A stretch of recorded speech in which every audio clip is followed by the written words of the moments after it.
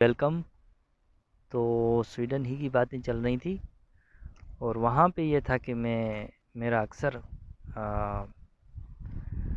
बसों में ट्रेनों में अक्सर लोग पब्लिक ट्रांसपोर्ट जब भी कोई मसला होता था, जैसे कभी मैं जॉब के लिए लेट हो गया तो मैं उनसे कंपनसेशन मांगता था और वो दे देते थे। इतना वो उनका बेहतरीन निज़ाम कि कभी ट्रेन लेट हो गई 20 मिनट, आधा घंटा, 1 घंटा, 2 घंटे, तो वो मैं उनको लिखता था कि मैं इस वजह से मेरी जॉब मुतासर हो रही है और हुई है और मेरे इतने जो है वो घंटे घंटे के लिहाज से ज़्यादा पैसे मिलते थे, तो मेरे इतने घंटे जो है वो नहीं मैं कर सका, तो वो मुझे नहीं मिलेगी और मेरी फैमिली है, मुझे वो उसको सपोर्ट करना है।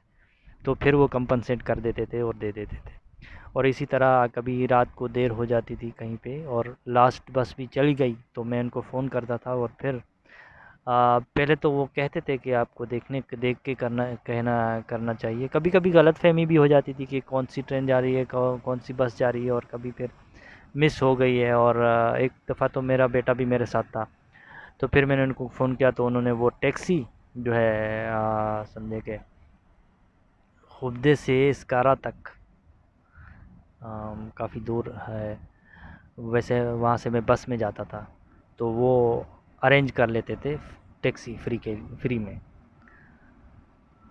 तो हेम्पस्टेड में मैं शुरू में रहा, वहाँ पे फैमिली अलो नहीं थी हॉस्टल में, तो लाहौर में मैंने जगह देखी, तो फिर मैंने जर्मनी घूम के आ गया था। फिर मैं तुर्की गया, 2 दिन भांजे के पास रहा, फिर फैमिली आ गई तो उनको लाहौर में लेके आ गया। फिर उसके बाद हम गोथेम्बर्ग शिफ्ट हुए, 1 महीना गोथेम्बर्ग में भी 2-3 जगह पे शिफ्ट हुए। एकोमोडेशन का फैमिली का बड़ा स्वीडन में मसला रहा है। और अभी ऐसे सुनने में आया था कि ये जो बहुत से उन्होंने रेफ्यूजीज़ ले लिए थे, अरब और ये ब्लैक और बहुत सारे, तो उन्होंने ऐसा किया था कि बहुत सारे घर किराए पे ले लिए थे, तो उस वजह से अकोमोडेशन के लिए जगह कम ही बचती थी।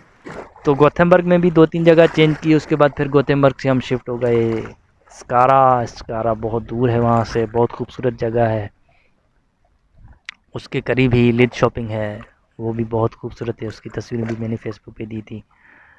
और फिर स्कारा से दोबारा हम गोथेम्बर्ग में गए, गोथेम्बर्ग में भी। और फिर लास्टली जो है हम लीला एडिथ वहाँ पे जो है रहे। अ, वो भी बहुत अच्छा है, वहाँ पे फ़िशिंग करते थे हम, और ऊपर पहाड़ियों पे जाके ये ब्लूबेरी मिलती थी, वो लेके आते थे। जॉब्स का ये था कि डिलीवरी जॉब्स में करता था। फूडोरा, उबर में भी मेरा अकाउंट था, अपनी आईडी।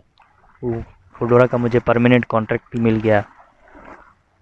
बस ये था कि उस परमानेंट कॉन्ट्रैक्ट पे वर्क परमिट नहीं लगता था, तो ये भी मेरी बहस होती थी, बल्कि उनसे, कंपनी से और ख़ुद जो माइग्रेशन एजेंसी है उससे, गवर्नमेंट से, कि जब आप परमानेंट कॉन्ट्रैक्ट देते हैं तो फिर परमानेंट, ऐसा कॉन्ट्रैक्ट आप परमानेंट क्यों देते जब आप परमानेंट रहने ही नहीं देते किसी को। तो उस पर क्योंकि इशू था कि उस पर नहीं होना था। खैर, तो मुख्तलिफ़ जॉब्स यहाँ पे तो इतनी नहीं कि वो एक ही फील्ड में मैं रहा, ये बहुत अच्छा हुआ कि, लेकिन वो ऐसी फील्ड नहीं थी कि जिसमें मेरा इंटरेस्ट ना हो। मतलब रेस्टोरेंट्स वगैरह अगर मैं करता तो शायद, मुझे पता नहीं, लेकिन शायद मैं एडजस्ट कर जाता, क्योंकि मेरा इंसान का शऊरी लेवल, समझ का लेवल, या जो भी है वो आहिस्ता आहिस्ता बढ़ता जा रहा है। तो वहाँ पे ये था कि आयरलैंड में जहाँ पे भी जॉब करता था तो वो देसियों के शॉप्स वगैरह होते थे, तो वो ये था कि प्रेशराइज़ बहुत करते हैं, सेल्फ़ इस्टीम को आपको बहुत धचका लगता है, आपको छोटी-छोटी बात कहते हैं, आपको सीखना पड़ेगा, आपको ये नहीं आता, वो नहीं आता, चाहे कितना फ़ास्ट करो, कितना भी करो, लेकिन वो एक दिखाने के लिए कि एक तो वो पूरे पैसे नहीं देना चाहते पर आवर, फिर उसको डाउन करना कि भाई तुम में नहीं आता काम, और तो प्रेशर, तो इस वजह से एक मेंटली ये कंडीशन बन जाती है कि हर कोई देसियों से नफ़रत करता है कि इनके पास जॉब नहीं करनी है, कहीं स्वीडिश या कहीं आयरिश या किसी और के पास करनी है। तो वहाँ पे मेरा रेस्टोरेंट्स का जॉब तो मैं करता रहा, लेकिन इतना अच्छा कोई ख़ास तजुर्बा नहीं था मेरी मेंटल लेवल की, के मुझे वो अच्छा नहीं लगता था। तो इसीलिए स्वीडन में जब आया था तो इस तरह की जॉब्स जो करनी पड़ती हैं सर्वाइवल के लिए, तो वो नहीं, मैं उस तरफ गया। और मैं बहुत अच्छी जॉब, अब उसमें जो डिलीवरी की जॉब है, तो वो मैंने फिर साइकिल पे की, फिर इलेक्ट्रिक साइकिल, इलेक्ट्रिक स्कूटर उस पे की, और एक ख़ास किस्म की गाड़ी उन्होंने बनाई थी, बेस्ट लॉजिस्टिक वालों ने। बेस्ट लॉजिस्टिक में मैंने उनके लिए काम किया तकरीबन 1 साल तक। तो फिर वीटीडी में भी किया, और एक और है प्लिंग ट्रांसपोर्ट, उसमें किया। वो मतलब इतने के 3-3 जॉब्स में, और चौथी जो है वो एक डिलीवरी की कंपनी मुझे फ़ोन कर रही है और मैं कह रहा हूँ कि नहीं भाई मैं नहीं कर सकता। तो किसी तरह मैंने 2-2 3-3 इस तरह थोड़े-थोड़े करके हर एक को टाइम दिया। लेकिन उसका मुझे नुकसान ये हुआ कि, इसीलिए ये मैं मशवरा भी देना चाहूँगा कि कोई एक ही जॉब आप पकड़ें और उसी में फुल टाइम रहें। अभी अब असल में ये जॉब्स फुल टाइम भी इतनी नहीं थी, कुछ घंटों की थी। अब ऊपर में जैसे कोई टाइम नहीं होता शुरू से, सुबह से रात तक अगर हो गया, आपको ऑर्डर आ गया तो फिर आपको बैठना पड़ेगा। इसी तरह फूडोरा में टाइम फिक्स्ड है, बेस्ट में भी टाइम फिक्स था कि हमारा 5 से रात को 10 तक या 9 तक या इस तरह था। और वीटीडी में तो रात को काम होता है, तो फिर आपको एडजस्ट करना पड़ता है टाइम। लेकिन ये मेरा मशवरा था कि टैक्स के लिहाज से फिर आपको नुकसान होगा, क्योंकि आप 2-3 जगह पे टैक्स दे रहे हैं। तो फिर या तो आप उनको कहना पड़ेगा कि आप उतना आपका टैक्स दें, क्योंकि जब इनकम डिक्लेरेशन का वक्त आता है, 1 साल मुकम्मल हो जाता है, तो फिर वो आप बजाय उनको देने के कि आपको वापस दें, आपको देना पड़ता है। मेरे तकरीबन 170 और फिर दूसरी दफ़ा 3000 क्रोनर मुझे देने पड़े थे वहाँ पे टैक्स में, क्योंकि मेरी तरफ निकल रहे थे। वैसे अक्सर उनकी तरफ निकलते हैं कि वो टैक्स एजेंसी आपको पे करती है। तो इसमें क्योंकि 2-3 जॉब्स होते हैं, हर एक का एक प्रिलिमिनरी टैक्स वगैरह होता है इसका, तो वो कट होता है। तो ये जॉब्स मैंने डिलीवरी की तकरीबन की, और इसमें बहुत मज़े की, बहुत अच्छी जॉब कि आप फ्री हो, कोई प्रेशर नहीं है, कोई बॉस नहीं है, और आप प्रोग्राम सुन लो, माइक हेडफोन लगाया हुआ है आपने मोबाइल में, साथ साथ ऑर्डर भी उठा रहे हो, दे भी रहे हो, और म्यूज़िक भी सुन रहे हो, प्रोग्राम भी सुन रहे हो लगा के। और जितने भी मेरे तो जितने जमा हो जाते थे प्रोग्राम में, अपनी जॉब की शिफ्ट के दौरान ही सुन लेता था, ख़त्म कर लेता था।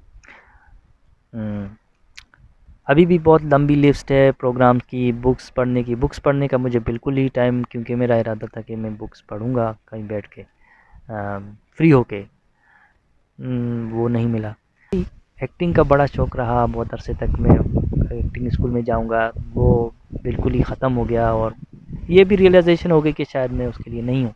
इसी तरह म्यूज़िक का वो भी मैंने थोड़ा सा किया तो वो ख़त्म, और फिर डांसिंग क्लासेस भी मैंने की, लेकिन बाद में फिर सर्वाइवल, फैमिली, ये वो सब, तो फिर अभी इरादा है कि एक वक्त तो आएगा कि जब फिनंशियल फ्रीडम आप हासिल कर लें, तो आप फिर अपने इंटरेस्ट की चीज़ें करें।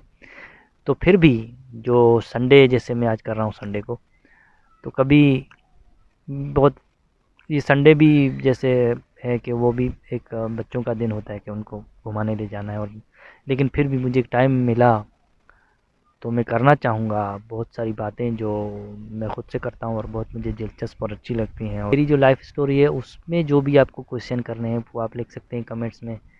उसमें कोई और आपको बात पूछनी है, या मुझे भी कोई बात याद आई दिलचस्पी की, वो मैं बता दूँगा। और जितनी इन्फॉर्मेशन, जितना एक्सपीरियंस, जितना जो कुछ है उसके मुताबिक मैं कह रहा हूँ कि जो भी मुझे याद आया मैं बताऊँगा। आपके कमेंट्स में, आपके क्वेश्चंस में मुझे कुछ ऐसा मिला कि मुझे वो शेयर करना चाहिए, बताना, तो वो भी बता दूँगा। सेल्फ हेल्प में भी बहुत वक्त गुजारा है, उसकी बुक्स पढ़ने में, प्रोग्राम्स देखने में उनके, लेकिन ज़्यादातर मैं वहाँ नहीं जा सका, क्योंकि पहले इंजीनियरिंग में मेरी समझे कि बहुत टाइम खप गया, और फिर इस उस जॉब में तो ज़्यादा मैं उनमें इतने नहीं कर सका कि मैं जाके कोर्सेज़ करूँ। वो भी मेरा इरादा है कि करने का, लेकिन फिर भी मैंने बहुत कुछ समझ लिया है, सीख लिया है कि कैसे करूँ। तो पैनिक, स्ट्रेस, और ये जैसे, और बहुत चेंज महसूस किया मैंने ख़ुद में कि कितना भी कोई हादसा, कितना भी कुछ हो जाए तो कोई ऐसा फ़र्क नहीं पड़ता। और स्टीव जॉब्स कहते हैं कि आपकी जो पीछे ज़िंदगी देखें तो एक कनेक्टिंग डॉट्स बन जाते हैं जब तक आप यहाँ तक पहुँचे, और फिर आप शुक्र अदा करते हैं। तो मैं भी जब पीछे ज़िंदगी देखता हूँ कि कितने टर्मोइल्स आए, या यूँ कहें कि कितनी चेंजिंग हुई, कि थोड़े-थोड़े अरसे में मेरी एजुकेशनल प्लेसेस चेंज हुई, मेरी जॉब्स चेंज हुई, जगहें चेंज हुई, लोग चेंज हुए बहुत जल्दी-जल्दी, कि इतनी ज़्यादा पायदार दोस्तियाँ नहीं हो सकी और कुछ। लेकिन जो शुरू से हैं सो हैं वो भी, और बहुत ही कम, लेकिन उनमें से भी कुछ छूट गए कुछ। तो मेरा तो ये भी इरादा है कि जैसे मैं फ़ारिग हूँ तो उन सब को ढूँढ के उनसे मैं मिलूँगा। जो भी मेरे स्कूल के दोस्त थे, उसमें मैंने के बल्कि ढूँढे भी हैं, ढूँढने की कोशिश की है, लेकिन मुझे 1-2 के अलावा नहीं मिले ज़्यादा। तो यहाँ पे मैं नाम लेना चाहूँगा असदुल्ला, वो मुझे नहीं मिल रहे कराची में। और माजिद मेरे स्कूल के दोस्त थे, वो नहीं मिल रहे। वो मुझे याद है क्लास में हम वो चॉकलेट लाते थे बाहर मुल्क से, उनको कोई कोई बाहर था उनका, तो वो आते थे, आता था कोई तो वो चॉकलेट ले आते थे, ये देखो मैंने फ़ॉरेन की चॉकलेट ले आया हूँ। और वो हम क्लास चल रही होती थी, अंदर पड़े होते थे, आहिस्ता-आहिस्ता जो है हम खाते थे। और बड़ी अच्छी दोस्ती, और खुश रहना हर वक्त। और फिर पिटारों में मेरे अच्छे दोस्त बाद में बने, अताउल्ला शाह, आसिफ नाम है, वो मुझे नहीं मिल रहे। जॉब्स के दौरान काफ़ी सारे दोस्त थे जिनसे मैं मिलना चाहूँगा।